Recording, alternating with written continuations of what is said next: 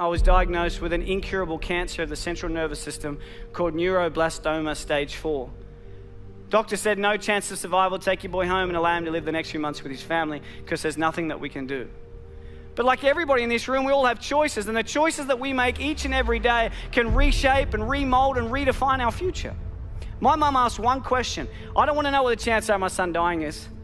I just want to know what the chances are of my son surviving is. The doctors gave me a 96% death rate.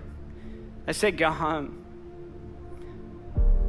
But my mum looked at my glass being 4% full and not 96% empty. But the next day, a doctor came in from America. He said, we're trialing a drug, it's called DTIC. Never been trialed on humans before, only on animals. We're going to trial it on 25 kids. And I truly believe that outside of love, hope is the most powerful word in the English dictionary. This instilled hope into our lives. We started this drug 9 a.m. Tuesday morning. Within 1 month, 20 out of the 25 kids had passed away. Within 90 days, 24 out of the 25 kids were dead.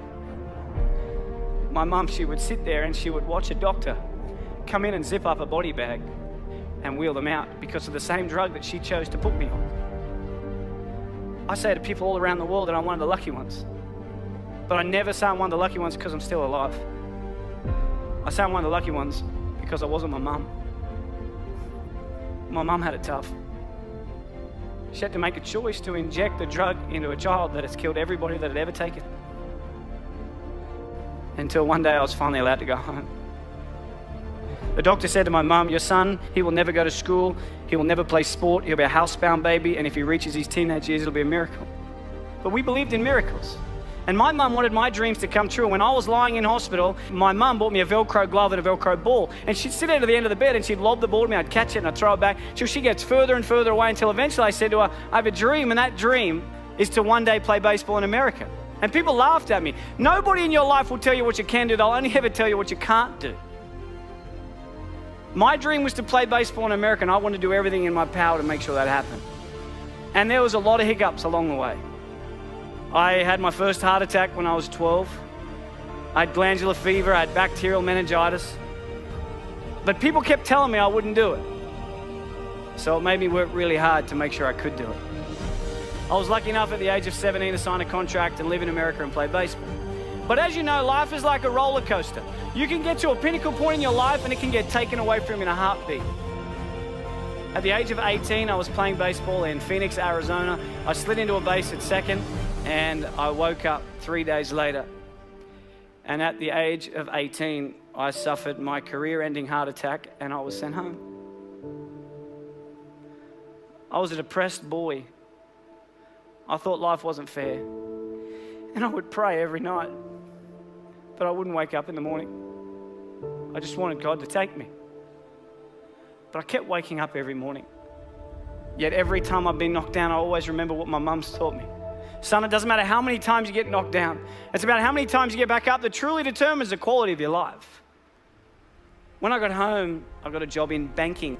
This guy, day 3, tall old guy came in. He said to me, Michael, I'm Tom, I'm the CEO, let's have a chat. I had no idea what CEO stood for, but I just went in there and listened. He said, Michael, where do you see yourself in 5 years' time? I had no idea where I was going to be in 5 years' time, but my mum, she always taught me, son, shoot for the moon, and if you miss, you'll end up in the stars. So I said to him, Tom, in 5 years' time, I'm going to take your job. He hated me. Don't ever say that to your boss, okay? They do not like you when you say that. But within 12 months, I was the youngest bank manager in Australia. Within 2 years, youngest area manager. 3 years, youngest state manager. Within the 4th year of being with this company, I was the youngest national sales development manager for one of the largest companies in the world. At the age of 23, I had 600 staff, had 120 banks around Australia and New Zealand. I made lots of money. I lived in $1 million house, had a $100,000 sports car, wore the Armani suits and the Rolex, and I reported directly to my mate Tom. But can you imagine if we look at success not about the materialistic possessions that we can take from this world, but rather what we can give back to this world that makes it a better place than what we found it? I was fortunate enough to be in a position to be able to do something for the most inspirational, the most influential, and the most loving person I've ever met, and that was my mum. On June 16 last year, I was lucky enough to put a pink ribbon on a door to a brand new home. And I got a chance to buy my mum a brand new house.